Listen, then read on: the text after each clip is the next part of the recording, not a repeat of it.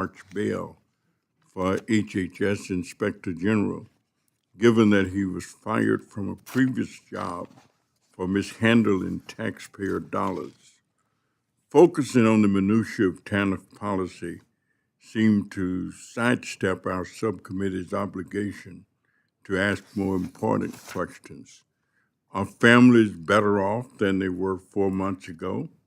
And will the Republican Congress provide the supports Americans need to survive the recession and harm caused by the Trump policies? Unfortunately, the answer is a resounding no. The Trump tariff tax is making the cost of basic necessities like food, housing, and utilities spike, while savings and retirement balances have plummeted by trillions of dollars, while retirees fear their survival, as President Trump and Elon Musk work to dismantle the Social Security Administration. I appreciate the work of the experts here before us, and I thank you. But focusing on narrow process issues instead of protecting the people we represent from cruel and chaotic policies is like focusing on the details of a fire truck while the house burns down. Seniors, children, and families need us to act to protect them. I thank you, Mr. Chairman, and yield back. Thank you, Mr. Davis. I will now introduce our witnesses. I'll go from my left to right. First is Jeffrey Arkin, is the director of the GAO Strategic Issues Team. Next is Kathy Laren, who is the director of the GAO Education, Workforce, and Income Security Team. Next, James Dalkin is the director of the GAO Financial Management and Assurance Team. Next is Sato Bagdoian, is the director of the GAO Forensic Audits and Investigative Services Team. And lastly is Roxanne Summerlet, who is the director of the Marion County Department of Job and Family Services in Marion, Ohio. We'll first start with you, Mr. Arkin, and you're now recognized for 5 minutes for your opening statement.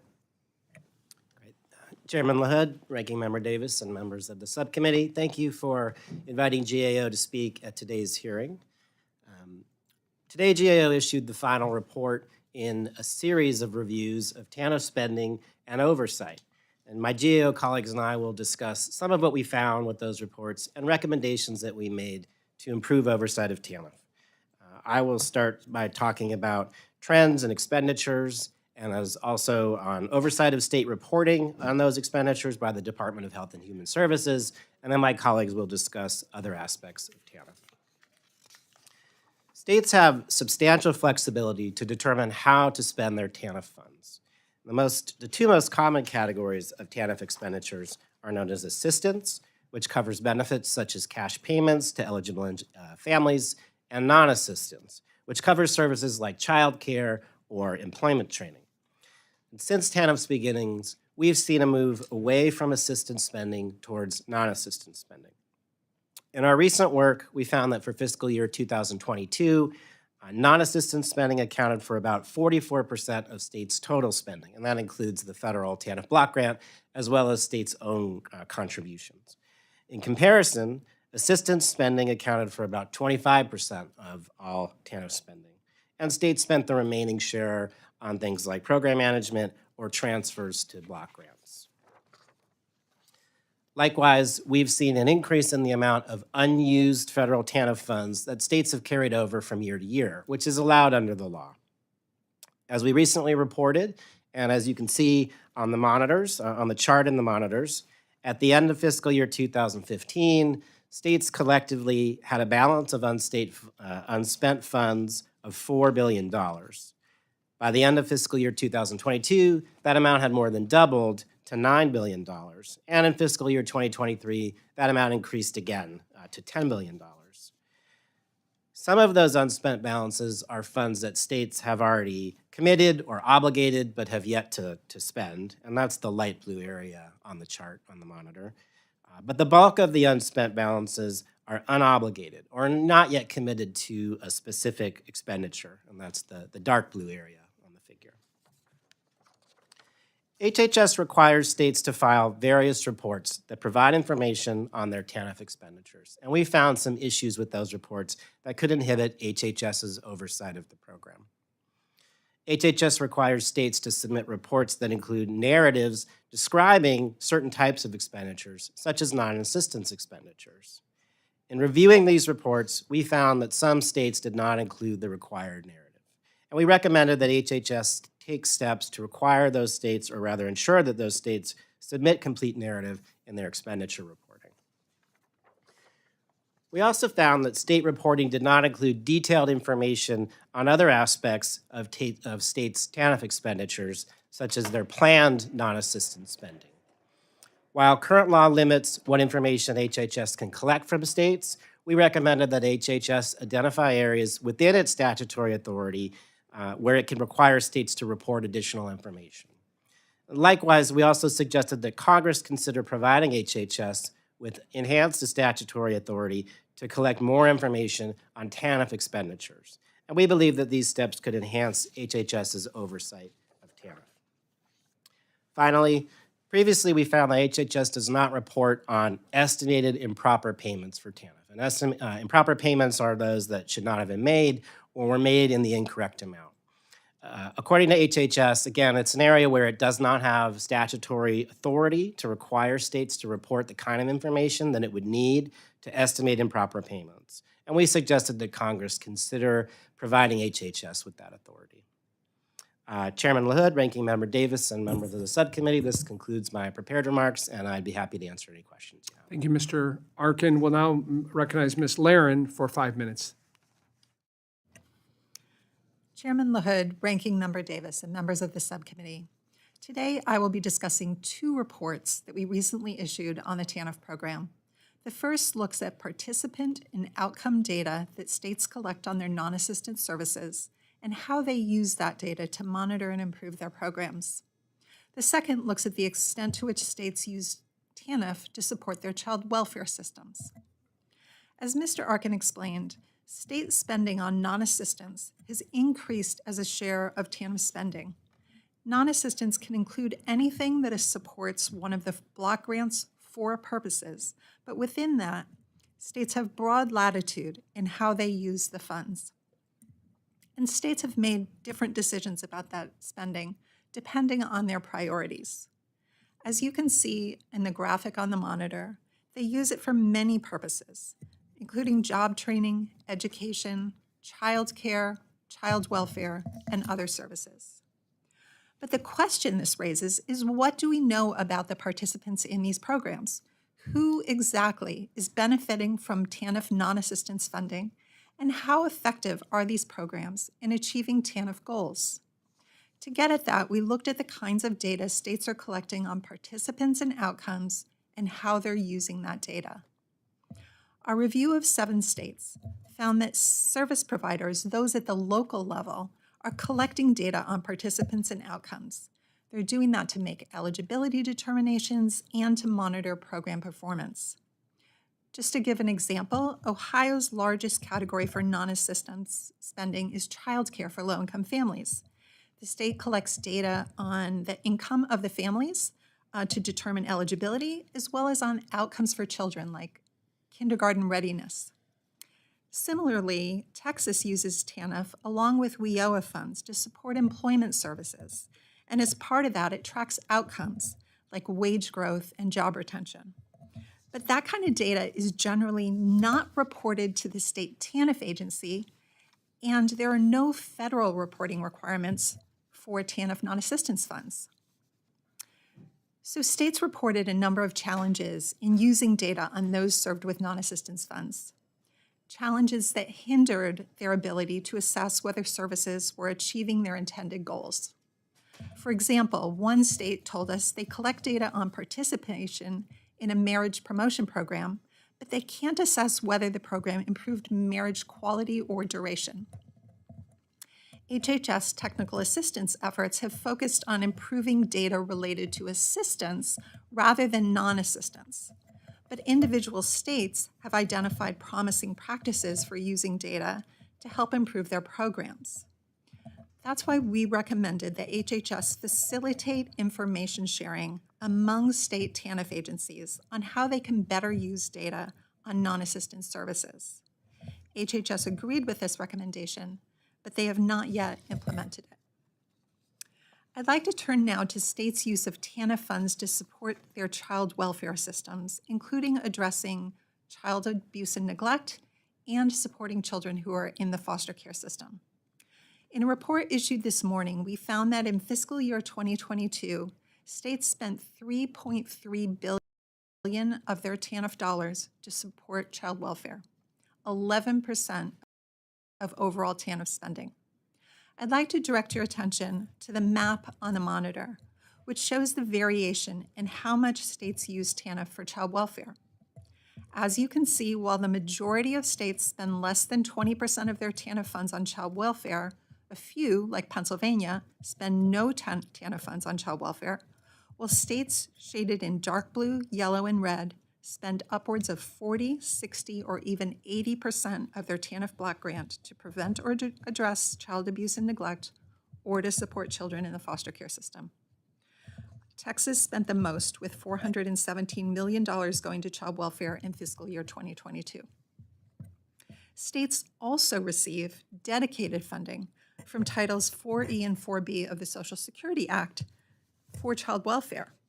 But states told us they use TANF because it's more flexible and can cover costs not eligible for 4E reimbursement. We note in our report that our recommendation to improve TANF data collection efforts would increase transparency around the amount states spend on child welfare, as well as other programs. This concludes my statement, and I'm happy to answer any questions. Thank you, Ms. Laren. We'll now turn to Mr. Dalkin for 5 minutes, and I'll just make a note. We'll most likely, after your opening statement, take a break so that we can go over and vote. So we'll take a short recess. You're recognized for 5 minutes. Chairman LaHood, Ranking Member Davis, and members of the subcommittee, thank you for the opportunity to present our work regarding HHS's oversight of TANF findings in state single audit reports. Before I cover the results of our audit, I would like to start with an explanation of single audits. The term single audit is exactly what it sounds like, one audit of federal awards. Each year, states are required to undergo a single audit, which is conducted by an independent auditor and ensures that the states have adequate controls over federal programs and are complying with relevant program requirements.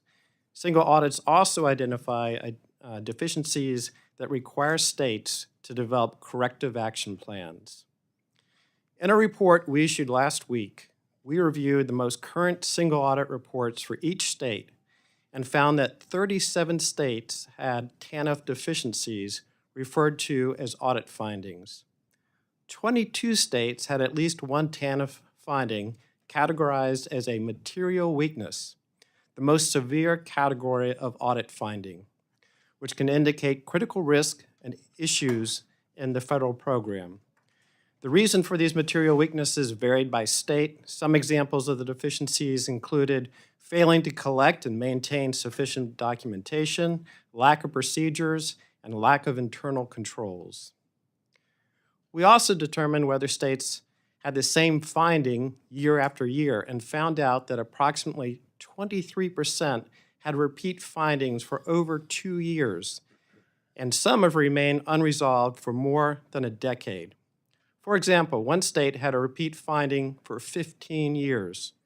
The finding related to the state's lack of proper segregation of duties, which could result in someone having the authority to create and approve payments to ineligible applicants. Another state had 5 material weaknesses that repeated for 4 years, and one which related to an improper payment. The severity and persistence of these deficiencies indicated that states could improve how they administer the program, and that's where HHS comes in. As a federal awarding agency for TANF awards funds, HHS is charged with overseeing the TANF findings and to help the states resolve these single audit issues. We reported last week that HHS does not have sufficient audit resolution procedures, As I indicated earlier, some of these problems have been going on for more than a decade. Tracking and measuring the results of its single audit resolution process could help HHS focus on these repeat and severe deficiencies. Our first recommendation addressed this issue. We found that HHS did not issue many management decisions to states timely within the 6-month time frame as required to communicate HHS's evaluation. And we reviewed 5 years of data and found out that HHS issued less than 10% of the management decisions on time within that 6-month time frame. We also found that HHS frequently issued management decisions late. About 23% of the decisions were issued late. We found one management decision letter for a state with 4 findings that was issued 4 years after the due date.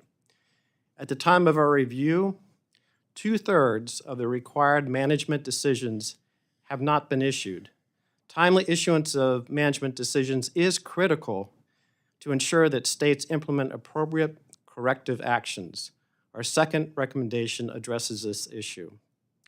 Earlier, I spoke about how single audits help ensure states are complying with relevant program requirements. During our audit, we found that HHS did not adequately ensure that it penalizes states for not complying with TANF requirements. For example, although HHS found several states that did not meet their statutory minimum work requirements, HHS did not follow its own procedures to reduce the amount of TANF funding to the states the following year. Without effective enforcement, HHS is unable to adequately encourage states to comply with legal requirements, resolve deficiencies in a timely manner, and reduce improper payments. Our last recommendation addressed this issue. This concludes my opening statement. I'd be happy to answer questions at the appropriate time. Thank you, Mr. Dalkin. At this point, we'll recess and come back, and we'll begin with your testimony, Mr. Bagdoyan. Thank you. We're in recess.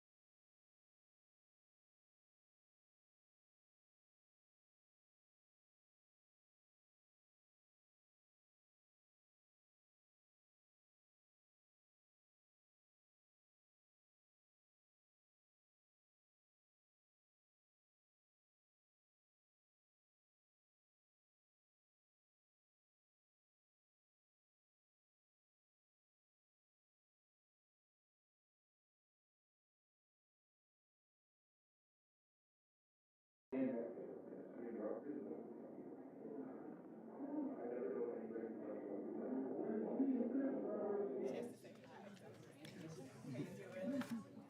left me good prompts. Do not read this.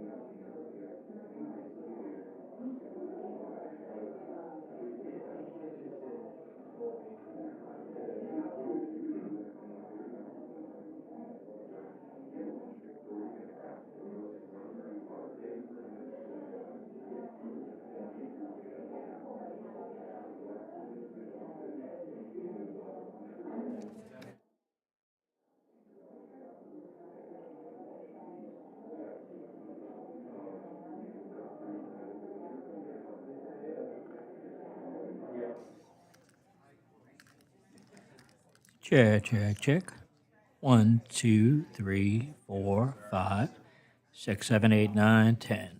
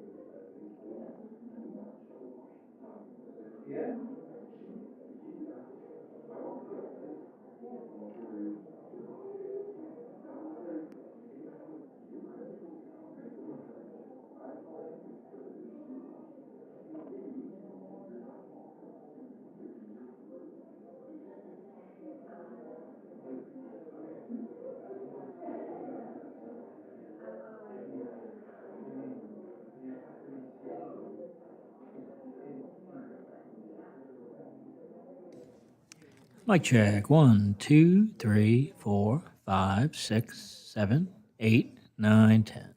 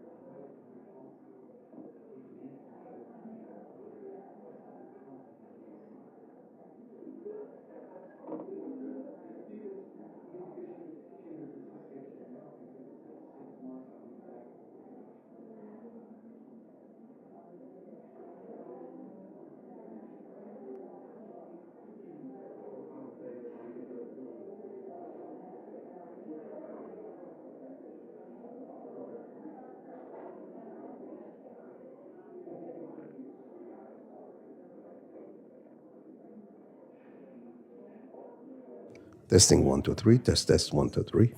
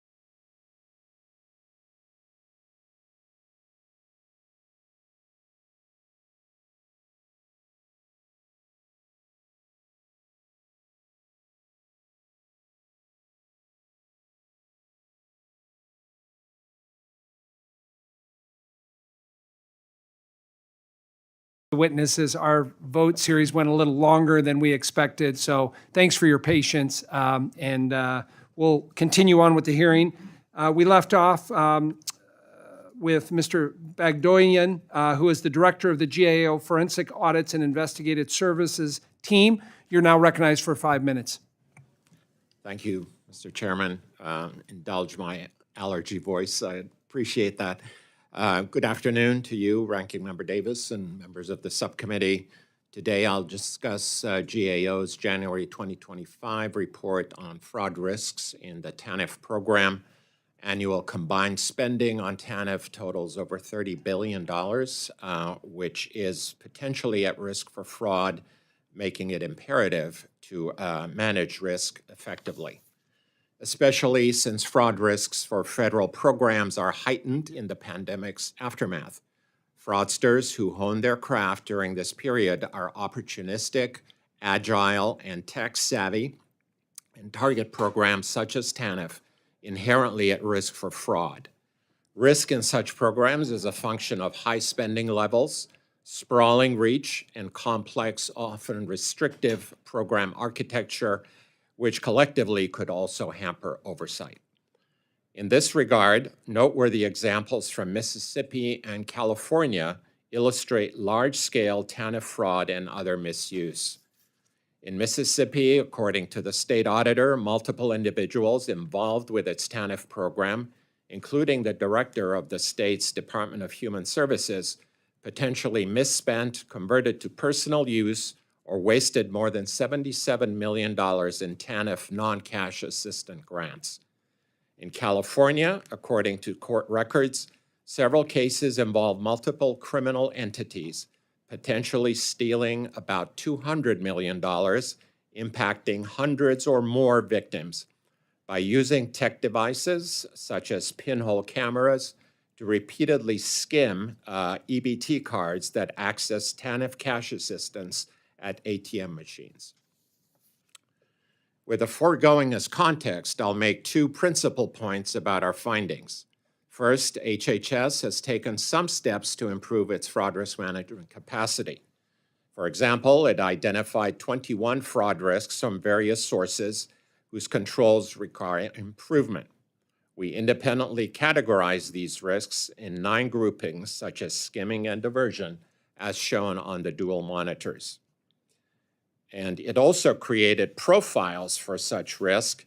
Profiles function as a risk's DNA and help prioritize assessed risks and inform decision-making, including crafting an anti-fraud strategy.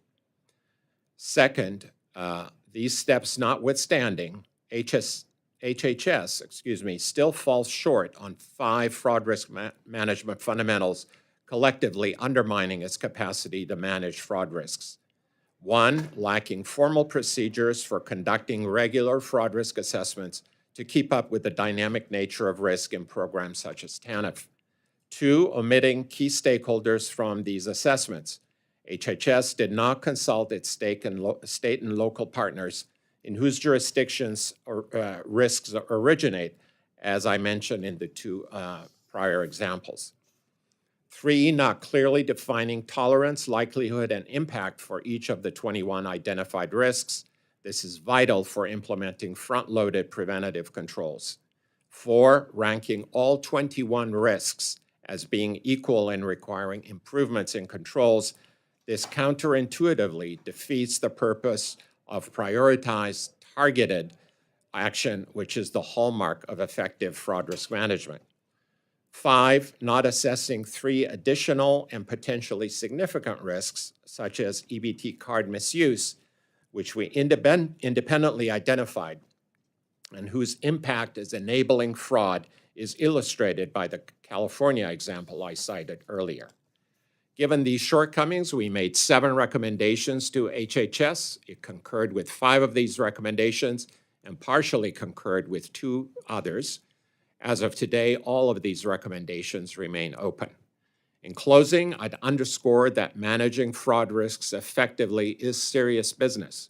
While HHS has creditably taken early steps, it should prioritize fraud risk management for TANF and act decisively and timely to implement all of our recommendations to address the shortcomings we flagged. This will help ensure that TANF risks are mitigated and funds reach eligible beneficiaries rather than fraudsters. Chairman LaHood, Ranking Member Davis, this concludes my remarks. I look forward to your questions. Thank you, Mr. Bagdoyan. We'll now turn to Ms. Summerlot for your 5 minutes of testimony. You're welcome. Thank you. Good afternoon, Chair LaHood and Ranking Member Davis, members of the subcommittee. I appreciate the opportunity today to provide some testimony on localized non-TANF services as provided in my local community of Marion County, Ohio. My name is Roxanne Summerlot, and I serve as Director of Job and Family Services in Marion County, which is home to 65,000 people in Northwest Ohio. For context, I would add that Ohio is one of several states that operates a state-supervised, county-administered delivery system for human services as well as public workforce development services. And I'd like to just briefly walk through some of the programming that we have in our community, which is considered non-assistance TANF programming. The most important or widely used program that we have in our county is our Prevention, Retention, and Contingency Program. All 88 counties in Ohio have such a program.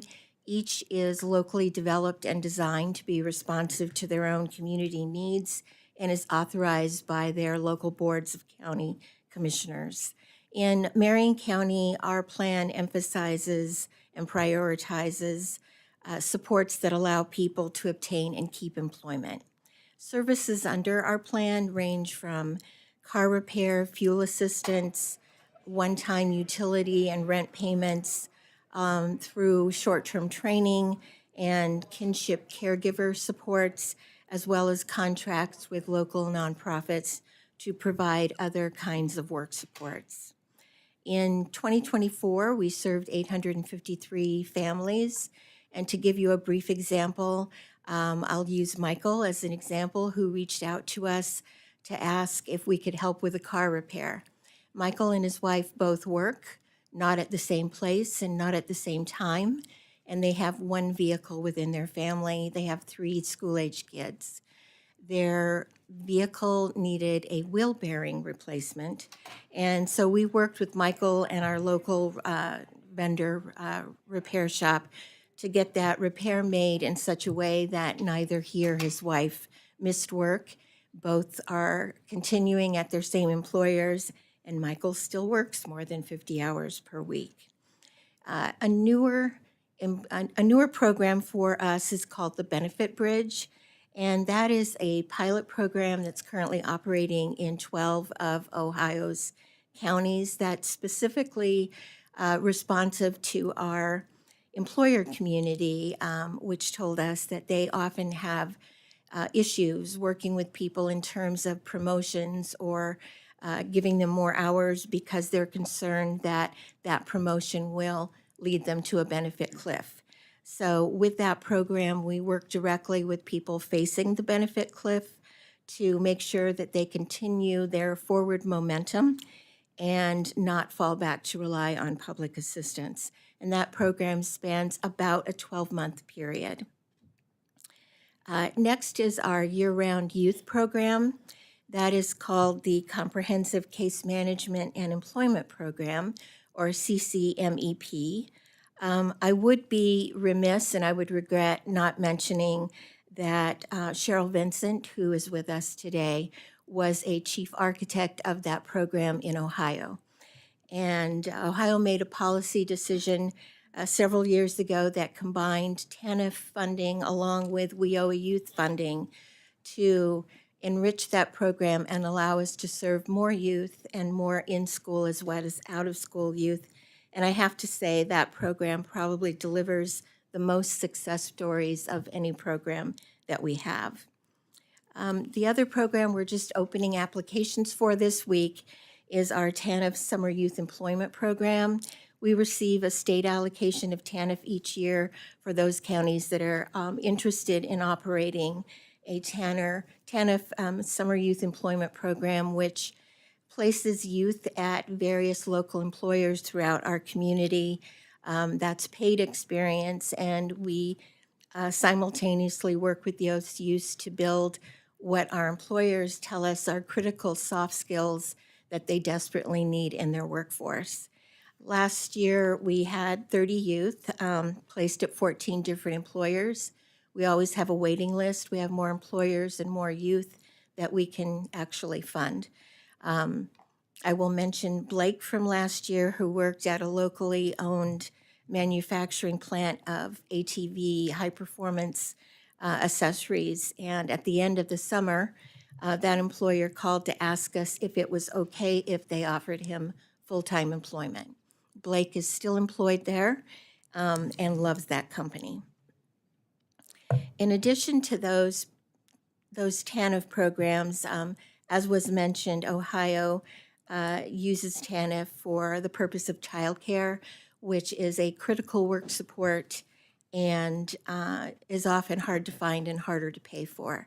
So we are able to serve 300 families through that program.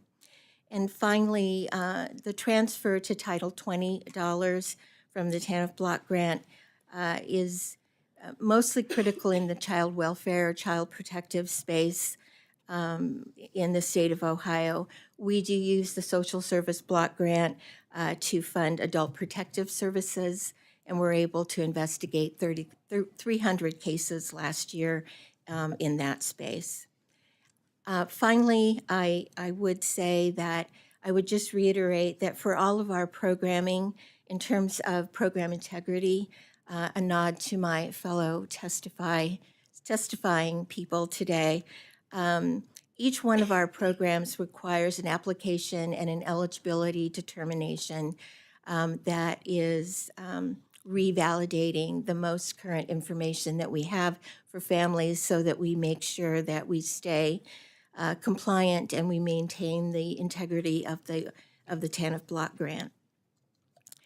I would offer that our department name suggests Job and Family Services, that work is really central to everything that we do.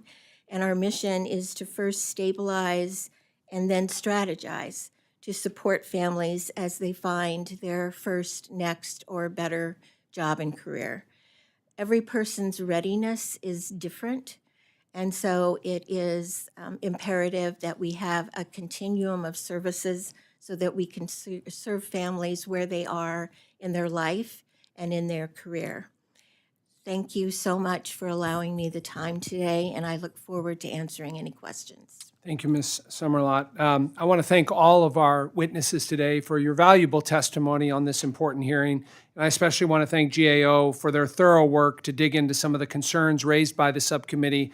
And now we'll proceed to question and answer session by the members of the subcommittee. And I'll begin by recognizing myself. Mr. Arkin, you mentioned in your testimony that GAO found that states are not reporting complete information about TANF expenditures, and most states lacked transparent reporting on subgrantees. For example, in your testimony, you said 7 out of 31 states did not provide or had incomplete narrative explanations of non-assisted spending for FY 2022.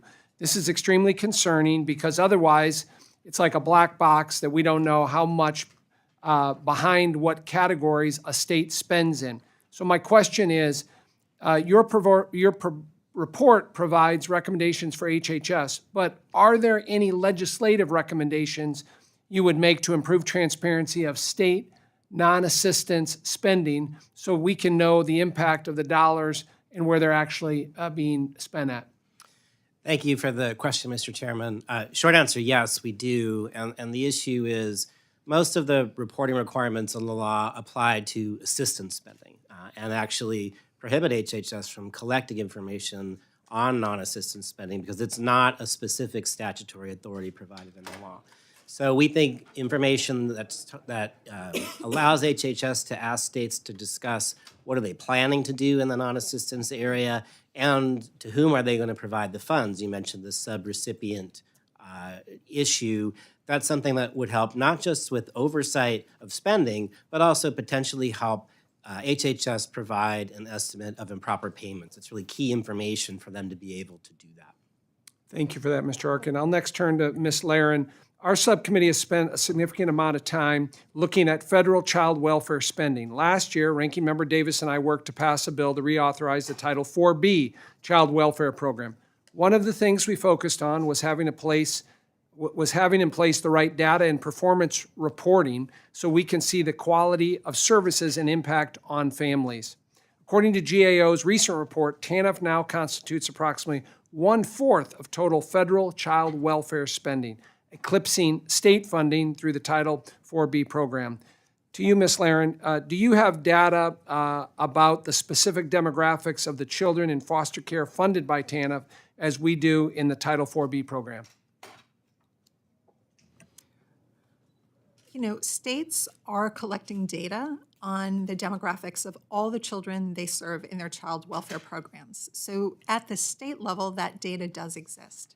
But going back to one of the main findings of our report, data on non-assistance TANF funding, there are no federal reporting requirements. So even if that information is available at the state level, it's not being reported either to the state TANF agency or to HHS. So no, the answer is it's, you know, at the state level, they may be able to disaggregate which children are being served by TANF versus 4E or 4B, but that information is not reported up in a way that makes it easily accessible. And do you have a recommendation on either a statutory change on fixing that reporting requirement? Yeah, this really goes back to the recommendation that we made to Congress to give HHS more oversight authority, which would include more robust reporting requirements for non-assistance spending. Thank you for that. Mr. Dalkin, I'll turn to you. In your testimony, you said GAO found nearly 1/3 of TANF audit findings were characterized as material weaknesses. The most severe category of findings that was made. As you know, one of the long-standing recommendations made by GAO is to measure and report improper payments in the TANF program. Would applying improper payments reporting to TANF help address or minimize these repeated audit findings, and how are these two related?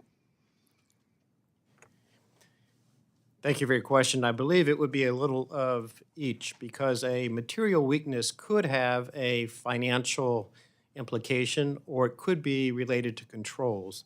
Improper payments relate more to the dollars. And so for the portion of the TANF issues that are material weaknesses related to dollars, that could be subject to the improper payments analysis. For the other portion that relate to the lack of internal controls, it wouldn't fall under the improper payments. Thank you. Mr. Bagdoyan, in your testimony, you stated that HHS's fraud risk assessment portal does not have the functionality to assess and determine the magnitude of each fraud risk facing TANF. From your perspective, what are the key components to efficient fraud risk management, particularly as it relates to putting in place the right processes and technology? Great. Thank you for your question. Mr. Chairman, the fundamentals are captured in this document, which is GAO's fraud risk framework. It's been around for 10 years or so. This is what we benchmark fraud risk management at agencies, and it includes fraud risk assessments, defining the likelihood and the impact of these risks. So it begins with an entity that takes the lead in conducting fraud risk management, doing fraud risk assessments, crafting a strategy and implementing that, and then measuring back to see how effective that strategy has been and making adjustments. But a fraud risk assessment that gets at what you mentioned is at the core, and technology such as deep data analytics can help get an agency to that point. Thank you for that. That concludes my questions. I'll now recognize Ranking Member Davis for any questions he may have. Well, thank you, Mr. Chairman, and let me thank all of our witnesses for your expert testimonials. Economists predict a 60% chance of recession due to the Trump tariff tax. Meanwhile, Speaker Johnson is determined to careen ahead with deep cuts to the very programs that would help families survive the Trump-created recession programs. Programs like Medicaid, food assistance, TANF, and the Social Services Block Grant.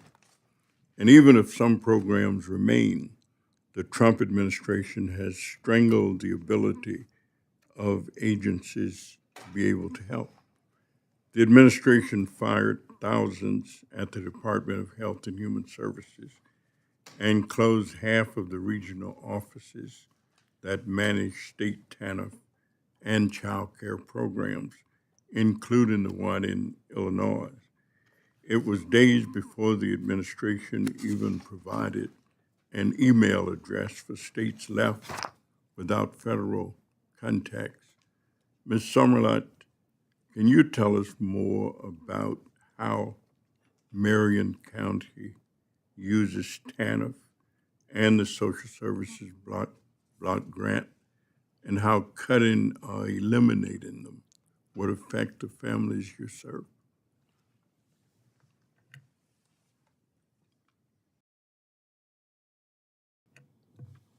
Yes, Chairman LaHood, Ranking Member Davis, thank you for that question. In Marion County, in particularly responding to the Social Services Block Grant, and Ohio does transfer 10% of their TANF Block Grant to social services. In Marion County, our agency uses that primarily for adult protective services. We contract with our area agency on aging to investigate and then support people 60 and over who are at risk of abuse and neglect, self-neglect, and financial exploitation. And probably more critically, the majority of the Social Services Block Grant goes to supporting our Child Protective Services system. I think in particular because 4E reimbursements have been diminishing over time, and we see a growing number of youth that have multiple needs and more complicated needs.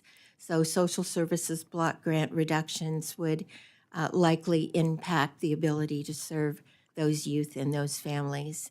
And TANF, I have mentioned several programs, our PRC program in particular, our comprehensive case management for employment program for youth, as well as the Benefit Bridge program, which now looks to help people not fall back as they're continuing their journey forward on the economic mobility ladder.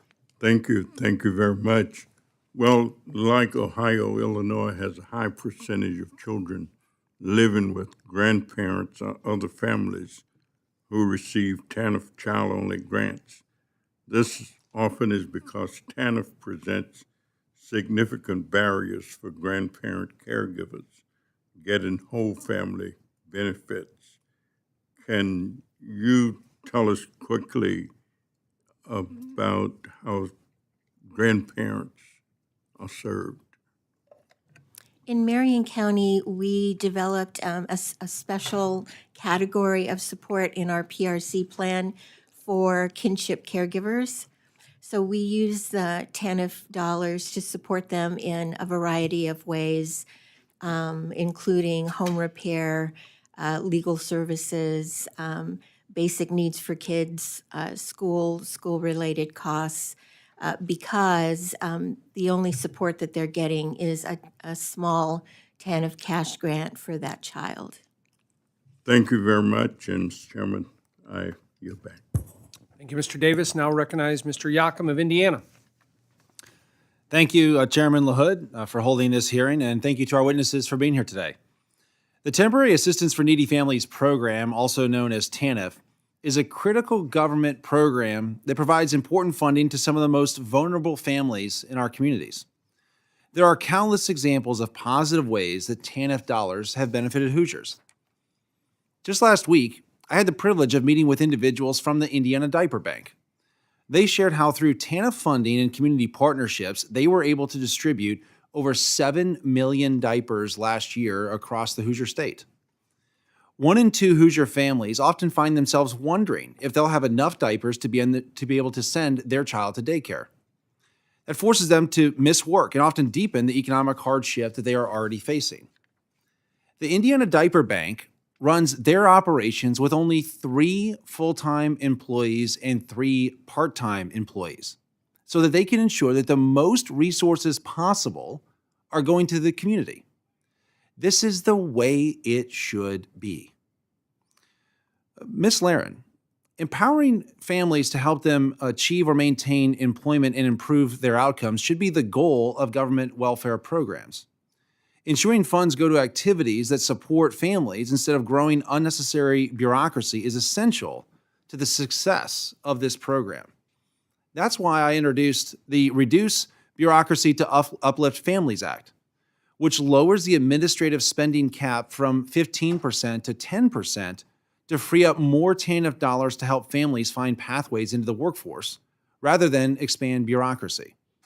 Do you believe that states should be encouraged to spend more TANF funds on activities that directly benefit families? You know, our work, we went out to 7 different states and talked to states specifically about how they're spending their TANF grant and heard stories very similar to the one you just told about the diaper bank. I mean, we heard about really innovative and important work that's being done at the community level to support families. And I think, you know, again, what we heard is that very little information about that is directed upward. So at the federal level, we're not necessarily hearing these stories because there are no reporting requirements to provide information to the at the federal level on how TANF non-assistance funds are being spent. So do you generally believe that more TANF dollars from the federal level should be spent on direct benefits to families as opposed to the administrative overhead in the individual states? Yeah, I mean, I think what we saw is that is where the money is going. It is going to benefits and programs that are helping low-income families. Great, thank you. I think Indiana, by the way, is doing a great job in this area to keep their respective administrative costs down today at about 6%, which frees up more funds to support families. And what we'd like to see is more states follow the Hoosier model. Another important part of ensuring that funds go to those who need it most is rooting out waste, fraud, and abuse. Mr. Bagdoyan, in the GAO report, quote, additional funds needed to strengthen risk fraud management, the GAO reviewed the fraud risk practices at HHS. The report shared how most states disperse funds through electronic benefit transfer, or EBT cards, which allow people to withdraw cash and make purchases. GAO uncovered how EBT cards were sold on an e-commerce website with values from $100 to over $5,000. Why is it important to assess the magnitude of fraud risks? Thank you for the question, Mr. Yakim. It's an excellent question. If you don't know what the risk is, you can't respond to it. That's the bottom line. And EBT misuse has been flagged in single audits. We have discovered it through other means, through our own research. So since it's a prevalent vehicle of dispersing TANF funds, it naturally attracts the attention of fraudsters. The California examples, for example, in this instance, fraudsters placed many cameras in ATMs and recorded the personal information of those accessing their funds, and then reversed the process and stole the money. Thank you. And very briefly, what guardrails do you believe that we should put in place to decrease and prevent fraud? Well, it again starts with the fraud risk assessments that will uncover what the risk is about and what controls are most suitable to respond to it. Great. Thank you. And Mr. Chairman, I yield back. Thank you, Mr. Yakum. Now recognize Ms. Chu of California. Thank you, Mr. Chair. Democrats agree that changes are needed to ensure TANF dollars aren't used for fraudulent purposes, like when Brett Favre and the state of Mississippi diverted millions meant for low-income families to fund a volleyball court at his daughter's college. But I find it very hard to believe Republicans are serious about addressing this. For example, the GAO has recommended that Congress give HHS the authority to collect additional TANF information from states. Democrats actually already introduced a bill to do exactly that, and it's called the TANF State Expenditure Integrity Act, led by Ranking Member Davis and me, and it would address what happened in Mississippi by finally giving the federal government authority over how states spend non-cash assistance funds, which is 80% of all TANF spending. But Republicans have declined to work with us to move this bill forward, which is shocking considering all this talk about fraud, waste, and abuse. We've also heard several GAO recommendations for how HHS and federal TANF staff can better monitor and prevent fraud, but those were pretty hard to be able to implement after Secretary Kennedy and Elon Musk's DOGE fired the entire TANF policy division, along with most of the TANF program integrity staff last week. They fired the very staff responsible for monitoring TANF fraud and shut down half of HHS's regional offices throughout the country, which investigated fraud, waste, and abuse on the ground. And yet, we haven't heard a peep from our Republican colleagues about this. They refuse to even question these firings. So let me say it's clear that Republicans in Congress aren't interested in genuine reform to improve program integrity. So why are they really holding this hearing? Well, we know they want to pass a reconciliation bill to give tax breaks to the ultra wealthy. And how will they do it? By proposing massive cuts to programs like Medicaid and, yes, TANF. But to cut a program, they first try to discredit it. And that's been their playbook over and over again, and that's to TANF. Now, TANF is not a perfect program, but it is a lifeline for low-income families and a vital source of child care and child welfare funding in many states. But Republicans want to take this money directly out of the pockets of the most vulnerable children and families and hand it over to the ultra wealthy. It's shameful, and Democrats won't stand for it. And Republicans have been silent on the Trump administration's recent cancellation of 5 TANF pilots authorized by Congress 2 years ago in a bipartisan manner. These pilots were testing new and better ways to promote work and improve outcomes for families receiving TANF assistance, and we're going to inform Congress on how to reform TANF so it's more effective in helping families achieve long-term stability. After a thorough selection process, 5 states were awarded a pilot, including my home state of California. But last month, HHS Secretary Kennedy abruptly canceled everything. And Ms. Summerlot, Ohio was one of those 5 states awarded the TANF pilot, which the administration canceled. Can you share more about what Ohio had planned to do with this pilot and why this would have been important for families and children in your state? Yes, Chairman LaHood, Representative Chu, thank you. Yes, Ohio's pilot design was designed to build upon the framework that other programs and other pilots like the Benefit Bridge have been using, and that would have allowed us to scale those statewide. Currently, we have 12 counties that are operating with that framework and using a holistic approach to look at the entire person's life and strengthening each domain of that life to ensure that once they get a job, they can keep it and they can keep going. So the lost opportunity to scale was certainly a surprise. Thank you. I yield back. Thank you, Ms. Chu, and I'll recognize Mr. Miller of Ohio. Thank you, Mr. Chairman, and thank you for holding this critical hearing aimed at lifting Americans out of poverty and ensuring that the Temporary Assistance for Needy Families, or TANF, known as Non-Assistant Funding, is focused on helping low-income families have a step up toward economic independence. Since coming to Congress, one of my primary objectives has been to strengthen tools for individuals to have access to the education and training needed to compete in today's workforce. As discussed, the purpose of TANF is to provide time-limited cash assistance to eligible low-income families with children, promoting self-sufficiency. In addition to cash assistance, participants may receive other supportive services such as job training, food assistance, transportation, and other resources with a mission of lifting individuals up to achieve their potential and provide economic security.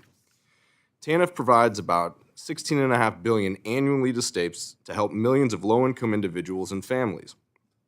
In fiscal year of '22, states spent more than 44% of federal TANF and state funds on non-assistance services.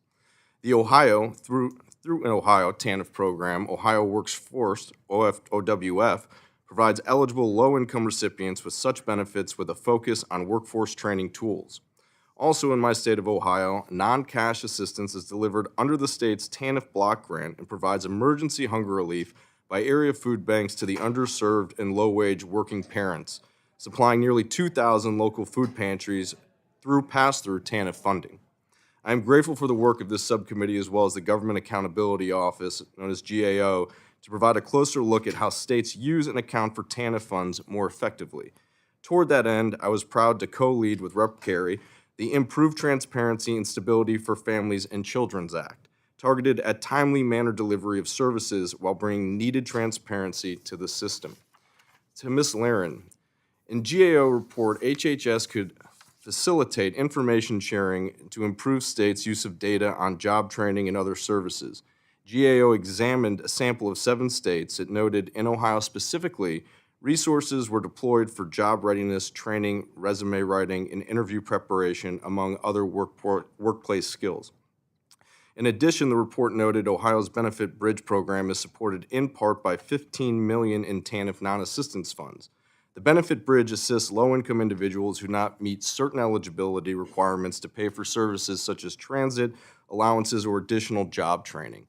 How do these TANF non-assistance workforce training programs help build labor skills, capabilities towards self-sufficiency and economic security? Yeah, these programs really are critical. I mean, the second goal of the TANF program is to promote self-sufficiency through work. So it is one of the main purposes of the program, and these are the programs at the local level that help to achieve that. What we found is that some states are doing a better job than others at collecting data on participants and using that data to improve their programs, make sure they're working, make sure that they are actually achieving those goals, which is why we recommended that HHS facilitate information sharing among states so they can learn from each other. And good practices that are going on, such as those in Ohio, can be shared with other states so there is more accountability and transparency. Thank you. So Ohio leads the way? Yes, no, maybe? Yes or no? Yes? All right, I'll take it as a yes. Ms. Summerlop, welcome, as you know in your testimony, Ohio Works First and Prevention, Retention, and Contingency, PRC's program goals to help families retain employment in order to divert them from needed long-term cash assistance. Please share further how this and the Ohio Benefit Bridge program help individuals access job training and associated needs such as transportation and other challenges to entering the workforce. And really quick, OH? IO. There we go. All right. Yes, quickly. In both programs, PRC and the Benefit Bridge, the first step is, again, evaluating what people have already and then building a plan to strengthen their situation, often including employment and training. So typically along a career path, usually healthcare, manufacturing, in-demand occupations, but education and training is always part of the plan. Thank you, Ms. Summerlot. Mr. Chairman, I have more questions I'll submit for the record, but it seems as if Ohio leads the way. I yield back. Thank you, Mr. Miller. I'll now recognize Ms. Moore of Wisconsin.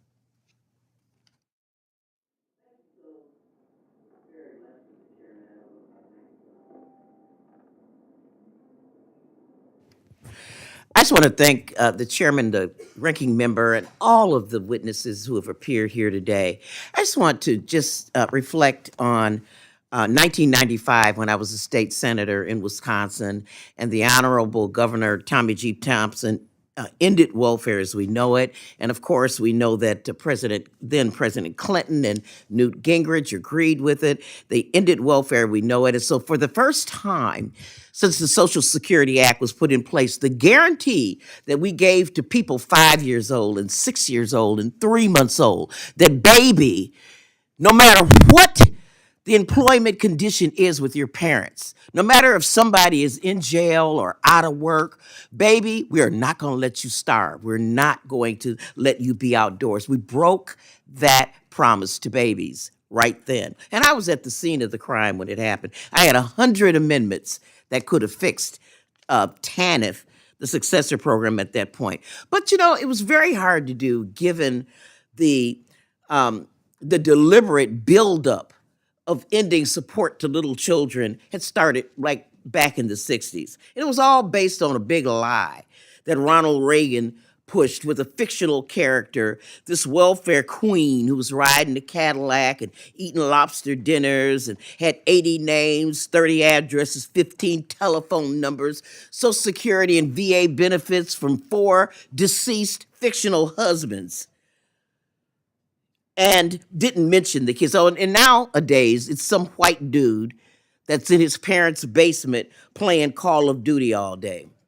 And so we have built the audience to treat this program like it's all waste, fraud, and abuse. Well, I'll tell you, I see that the GAO has identified areas of waste, fraud, and abuse that are here. How about the $4.5 trillion worth of tax giveaways that we're about to pass through this committee? Republicans have perpetuated these boogeyman lies, but if they really want to find the boogeyman, they ought to look at people like the former great NFL quarterback who was able to build a volleyball court based on the flexibility that we gave states. And indeed, a lot of this money, as some of my colleagues here have pointed out, have not gone into intervening in the poverty of these 6-month-old babies, but it's gone into building a huge bureaucracy of people who chase poor people around and berate them all day. You had a chance, as Ms. Chu indicated, to do something with closing the loop so that the Brett Favres of the world wouldn't happen. You guys wouldn't take that up.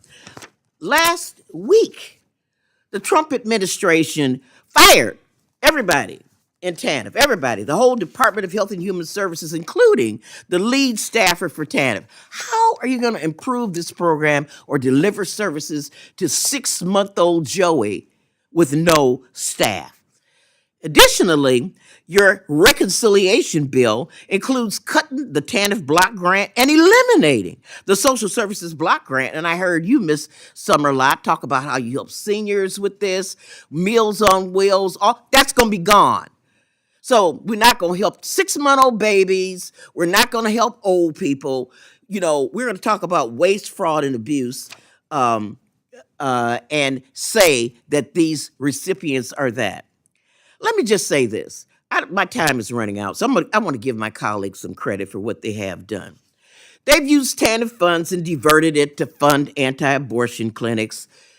They've had a stingy child tax credit where they left 19 million of the very, very, very, very, very poorest children with no assistance. Every Republican voted for a budget which requires $880 billion in cuts to Medicaid, which is the same amount we spend on Medicaid for all children. They also voted for $230 billion in cuts to SNAP, which provided an estimated $44 billion in 2016 to help families with children buy groceries. You want to know something? My time is short, and I have a lot of complaints. But I do know, I joined this committee because I knew that there would be people on this committee that would get back to the primary goal of TANF is to keep babies and children from starving and being outdoors. And now we are abandoning that purpose. And with that, Mr. Chairman, I would yield back. Thank you, Ms. Moore. I recognize Mr. Bean of Florida. Thank you very much, Mr. Chairman. A very good afternoon to you, and good afternoon, Work and Welfare Subcommittee, and a special welcome to our all-star panel. Really appreciate you being here. In 2023, Chairman Smith and our subcommittees, distinguished sub-chairman, Mr. LaHood, requested the GAO to conduct a comprehensive review of vulnerabilities in the TANF program based on state non-assistance spending. GAO's review found multiple areas in need of improvement and confirms TANF non-assistance, which constitutes 78% of total spending. It lacks basic financial guardrails, creating an environment ripe for fraud, waste, and abuse. Congress has work to do. We've got to come together to root that waste, fraud, and abuse out. Every tax dollar is indeed a precious tax dollar.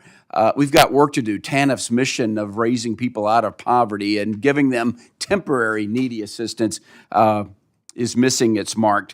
Mr. Bagdolian, in the report, Additional Actions Needed to Strengthen Fraud Risk Management, GAO shared how HHS identified 21 fraud risk categories, including billing fraud, misuse of award funds, misrepresentation when applying for TANF, and GAO cites in its report that one instance, employees use TANF funds for resort vacations, cosmetic surgery, and jewelry. That sounds like waste, fraud, and abuse to me. In fact, I think that's fraud. They were ordered to pay over $3.7 in restitution. What's your assessment, Mr. Bagdolian, of HHS existing practices for fraud risk assessments? Is it cutting the mustard, Mr. Bagdolian? Well, thank you for your question, Mr. Bean. As I mentioned in my opening remarks, they have taken some steps, but they are far short of where they need to be. I displayed the fraud risk framework, which is our benchmark, and that requires to have a dedicated entity to run fraud risk management at any federal agency. 10-4. We've just got work to do. The ball's in our court for Absolutely. Congress to take action. That's part of it, but also the states need to be involved. That's something HHS did not consult with its state and local partners to figure out, well, what are the risks in your jurisdictions? 10-4. Where the risks And I'm are originating. sure the states are watching this hearing right now, so they're on notice that we've got work to do too. Ms. Laren, the report titled Child Welfare, States' Use of TANF and Other Major Federal Funding Sources, the report found that the fiscal year 2024, 46 states use funds, everybody listening, they use funds, TANF, that were for families and temporary needed assistance. They use these funds to plug holes in their budget. How about that? That's why Ms. Tenney, Claudia Tenney, on this committee and myself introduced a bill, Protect TANF Resources for the Family Act. Can you comment, Ms. Laren, how states are using TANF to plug holes in their own budget when it sounds like it's going to hurt the intended target of helping needy families? Is that true? What say you, Ms. Laren? Well, one way that they're using it is to plug holes in their child welfare budget, and that money. But that's not the intended target of TANF, though. Well, the first goal of TANF is to keep families in their homes so they can be raised by their parents or kin. So prevention services to prevent children from entering the foster care system, that is an allowable use. 10-4. Thank you so much. Mr. Arkin, states have doubled their TANF unspent balances. They're hoarding this money. They're not using it for the intent. What's the driver? What's the driver of Mr. Arkin of the increase in unspent funds? Why are they hoarding this money? Thanks for the question. We heard a few different things when we talked to states. In particular, the last couple of years, that amount has gone way up during the COVID pandemic, where states received a lot of other funds that, because they were more time limited, they would choose to use first. And because there is no limit on by when you need to spend TANF funds, they were able to hold on to those. There's some circumstances where we heard states overestimated the needs on the assistance side, and then we heard also that there were circumstances where Some of the sub-grantees may not have spent all the funds they thought they were going to need to spend or hadn't obligated them as quickly as they would have. You would agree that this is something that Congress, this committee needs to look at to say there needs to be a timeline that In needs general, to get it out the door? Yeah, I mean, in general, when we see growing unobligated balances, that can raise questions. Like, why is this happening? Is this the best use of funds? Is it being used in the way that is intended? Will the gentleman yield? Thank you. I would if I had any time left. I yield back. I'm so sorry. Mr. Chairman, thank you. Thank you, Mr. Bean. Recognize Mr. Evans of Pennsylvania.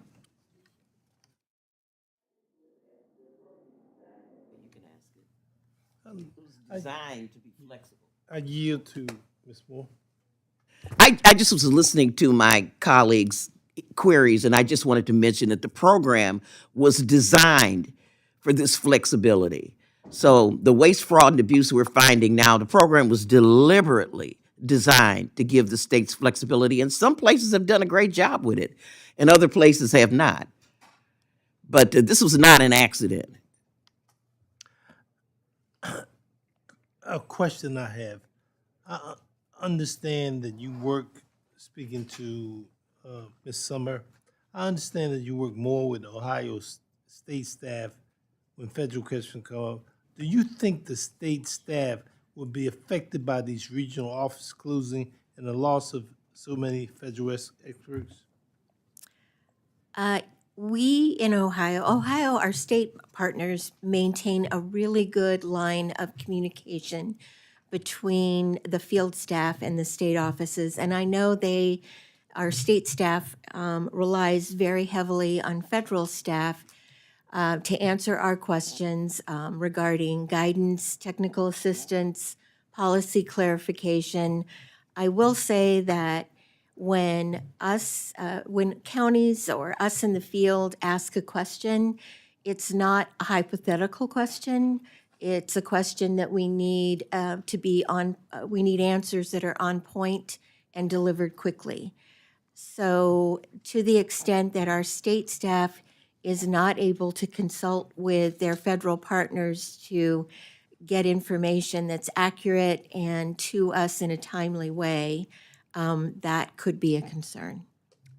Ms. Lambert, you mentioned in your testimony that TANF is the glue in serving low-income families in Ohio.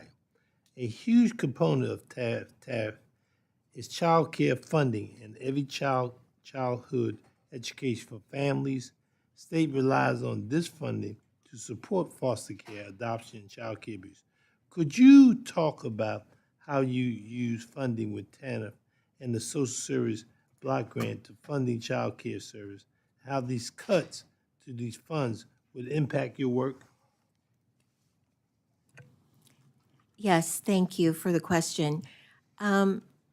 In Ohio, the state transfers the full authority of 10% to the child care block grant and also the social services block grant. In addition to that, other TANF funds are earmarked for child care. Child care, as I mentioned, is a critical work support, and we have serious provider shortage for child care, and parents find it very, very hard to locate predictable child care in a safe environment and pay for it. So child care is a top priority for our state, and in fact, our governor has recommended an additional or $4 million per biennium of TANF to supplement the child care program. Again, the Social Services Block Grant Program we use primarily for adult protective services for seniors that are in danger of neglect, abuse, and exploitation. And most often, the majority of Social Services Block Grant and that TANF transfer is for the child protective area, child welfare, which is experiencing difficulties in finding funding to address the very complicated needs of youth entering their system. I'd like to thank the chairman. Thank you, ranking member. Thank you, Mr. Evans. Recognize Mr. Moran of Texas for 5 minutes. Thank you, Mr. Chairman, and thanks to all of you for being here today. This is an important subject. The Temporary Assistance for Needy Families Program, which we refer to as TANF, is one that I know in East Texas, where I come from, is used to help those temporarily in need, those families and those individuals, when they have those times of need, whether it's through cash assistance or other programs, services like utility bills, rental assistance, childcare, a lot of things that come the way that are used for appropriate times of need temporarily. And we forget sometimes that in 1996, when we created this, the Republicans created this, that it was intended to move folks from a federal welfare funding with open-ended entitlement programming to a capped block grant to the states. And it hasn't changed the level of funding since 1996. I think that's really important. And so we're trying to have accountability and transparency in that process. But of course, these 5 GAO reports show that there's a lot of work that we have to do, a whole lot of work. Those reports had findings like we've got to have more, they identified 21 fraud risks in 9 different categories, including billing fraud, misuse of award funds, and diversion. There's a lack of data on demographic characteristics that we've already talked about today, lack of data on participation and outcomes, 99 audit findings. This was amazing to me. That we have seen were repeated findings that were never addressed. So there's a lot of work to do. I want to go back to a couple of those and ask you all some questions about that. Mr. Bagdoyan, what are some of the biggest fraud risks that you have seen or that you're aware of in the TANF program? Well, the EBT risk, Mr. Moran, is paramount. It is an easy vehicle for fraudsters to target. There have also been instances of falsified invoices for inflated costs or services not rendered.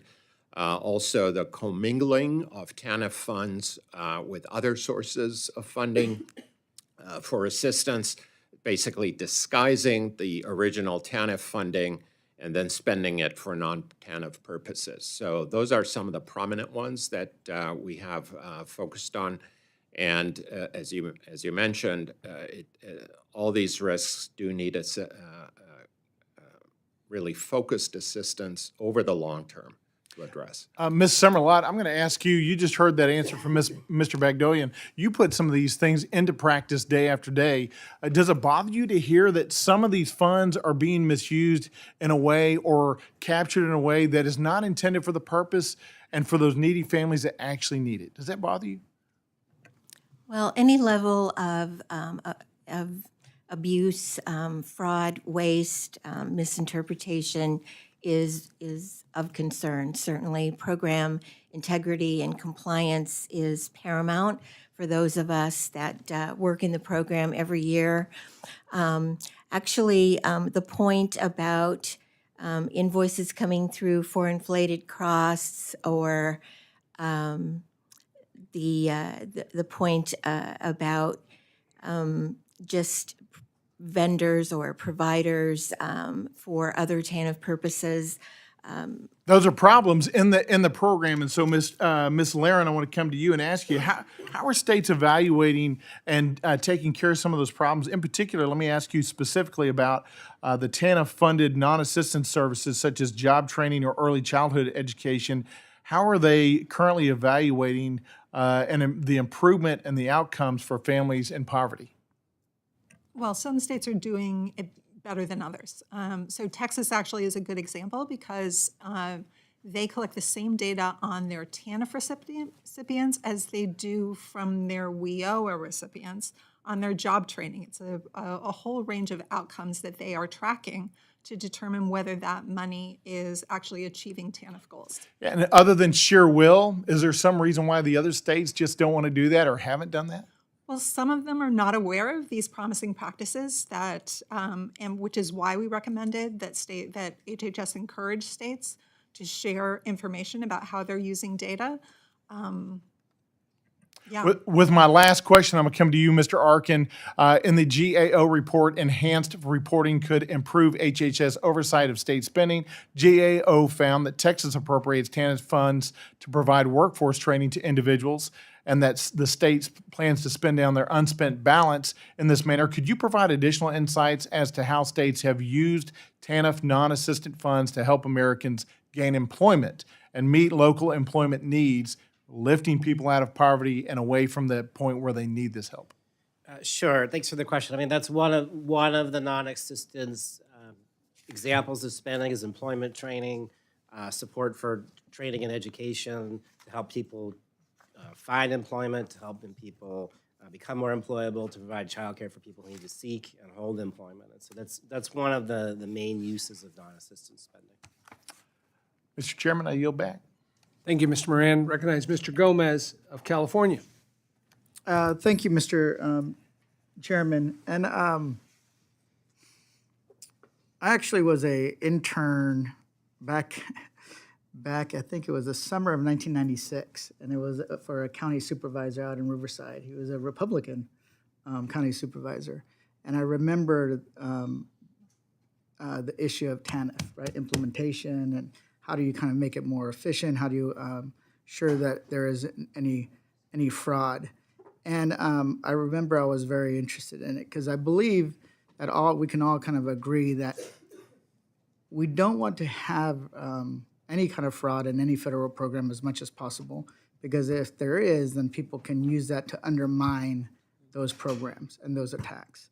Because these programs, as we know, provide cash assistance, help people with childcare that can't afford it. They're so crucial. But I really kind of want to focus on the GOP elephant in the room, is that there's nobody left at the Health and Human Services even to implement some of these recommendations.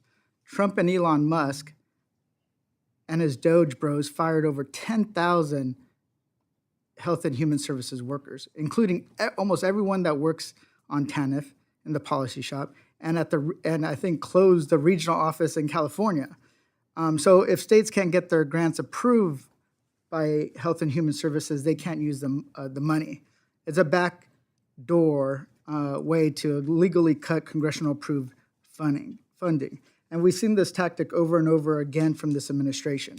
So I'm glad you're here talking about these fixes, but when they're taking a chainsaw, as Elon Musk likes to say, to entire departments, your fixes are not going to make a difference when there's nobody there to carry them out.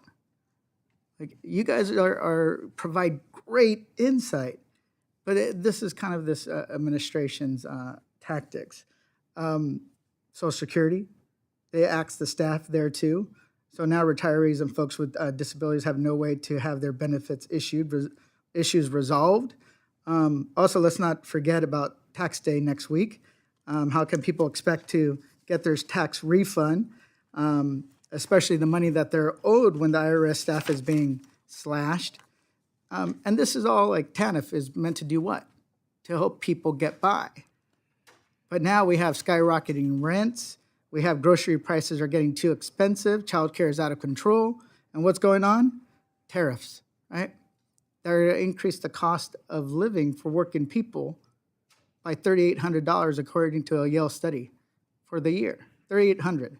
So what I find interesting is that we're talking about these programs and making adjustments, which I think are crucial. But when you're fundamentally taking out the foundation of these programs through the department, then it's these adjustments are not going to get done what we want done. One of the things I believe in is good government. How do we make programs work better? But when there's no one there to do the job, then how are we going to implement those recommendations? So I do appreciate all of you being here. You do great work. It is as nonpartisan or as possible. So I appreciate it. But this is kind of where I'm focusing on is the fact that we have TANF, It's going to be hard to implement. We're not sure if people are going to get their Social Security checks. The cost of living is going up. Medicaid is going to be slashed. And then, these tariffs are impacting every single person. I have a toddler, Mr. Chairman. He's 2.5 years old. And I had no idea how many pairs of shoes a toddler goes through in a given year. And I actually did research. 98% of all shoes are made outside this country. Actually, somebody said it was 99%. A given child goes through 2 to 3 pairs of shoes per year. So, and the cost averages anywhere from 15 to 60 or even more. So if you kind of do the math, a family for a child pays $300 to $800 over a 5-year period for shoes. That doesn't account diapers that are made out of the country, baby wipes, toys, you name it. So I think, Mr. Chairman, I want us to work together to try to undo these tariffs that are going to hurt working families.